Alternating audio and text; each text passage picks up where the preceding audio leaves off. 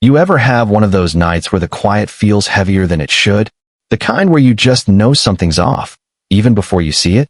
That was me, Ethan Cole, out on my ranch just outside Sage Creek, Texas. It was past midnight, dead still. My dog Ranger was the first to notice.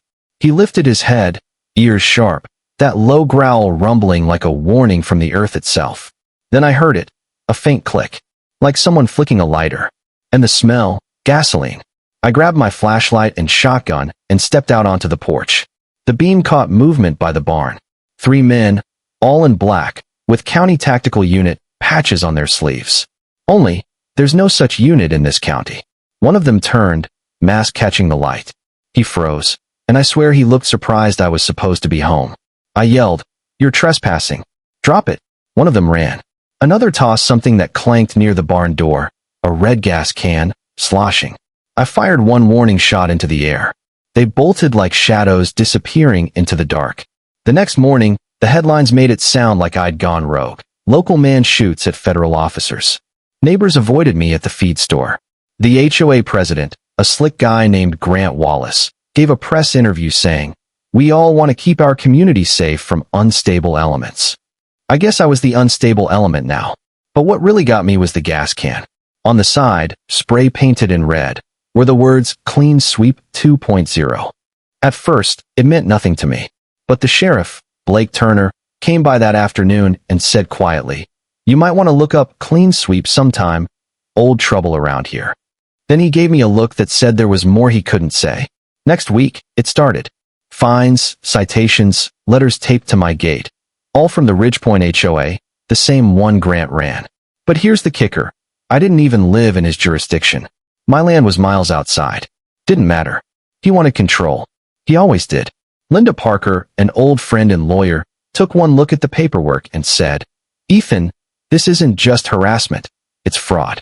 She found out that Grant had filed a quiet annexation years ago, pulling border lines to include more land and more dues-paying members. I told her, "He's not going to get a dime from me." She smiled and said, "Good, because I'm about to ruin his day." While she worked on the legal side, my buddy Miguel, a tech guy, started noticing drones flying over the ranch, small ones, hovering too long. He traced the signals to a company called Cobalt Risk Solutions. Turns out, that company was tied to a development firm called Blue Range Holdings, owned by some corporate hotshot named Elliot Kane. Things escalated fast. One morning, I found Clean Sweep 2.0 spray painted on my fence, and one of my cows burned alive in the field. I can't describe what that did to me. It wasn't just an attack on my property. It was a message. A sick one. Linda started digging deeper and found that Clean Sweep wasn't just graffiti. 10 years ago, it was a code name for an HOA campaign led by Grant's sister, Karen Wallace. Back then, they used intimidation to drive ranchers out so developers could buy cheap land. Now it was happening again, just rebranded. A few nights later, my barn went up in flames. The sky glowed orange, and the heat was so strong it melted the hinges off my front gate. I barely got Ranger out alive. Sheriff Blake stood beside me the next morning, watching the ashes cool. "You're being hunted, Ethan," he said. "But this time, it ain't just one HOA. It's business interests hiding behind one." That's when I decided enough was enough. Miguel pulled the memory card from one of those drones and found footage of men in CRS uniforms setting fires, clear as day. Linda traced the money trail straight to Blue Range Holdings, and Sarah Collins, a nurse from down the road, helped organize a ranch watch. Neighbors brought their own cameras, night lights, and backup. For the first time, people stopped being afraid. I went live online, sat on my porch with Ranger at my feet, holding that same red gas can, camera rolling. "This," I said, "is what they used to burn me out. And these," I held up the documents, "are the men who paid for it." The stream blew up overnight. Tens of thousands watched. Reporters called. And that's when Grant Wallace showed up in person. He pulled up with 2 black SUVs, CRS men stepping out like they owned the dirt under their boots. Grant smirked. "You think your little live stream scares me, Cole? You think you can take down the system?" I looked him dead in the eye. "No," I said, "but I can show them who runs it." Miguel whispered, "We're live, man." The red light on the camera blinked steady. Everyone watching could see the showdown unfold. Grant tried to step closer, and I raised my shotgun just enough to make him stop. "This land's mine," I said.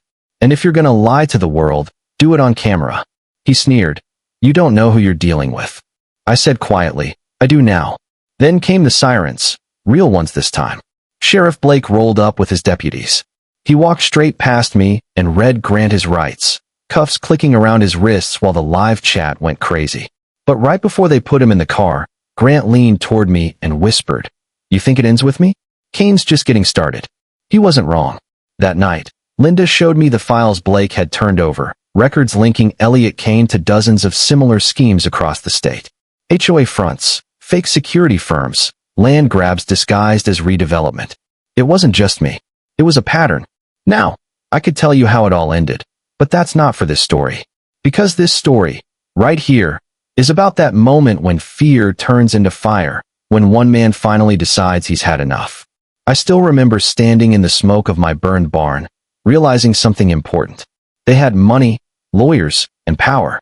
But I had truth, neighbors, and a damn camera. Sometimes, that's all it takes to set the world straight. So what do you think? Was I right to fight back? Or did I go too far? Backhand index pointing right, tell me what you would have done. Drop your thoughts in the comments, hit subscribe, and check out the full story on my channel to see how far this fight really went. Because trust me, it didn't end here. You ever have one of those nights where the silence feels wrong? Like the air itself is holding its breath? That was me, Ethan Cole, out at my ranch near Sage Creek, Texas. Just me, my dog Ranger, and the sound of cicadas. Then Ranger growled, that low rumble he only makes when something isn't right.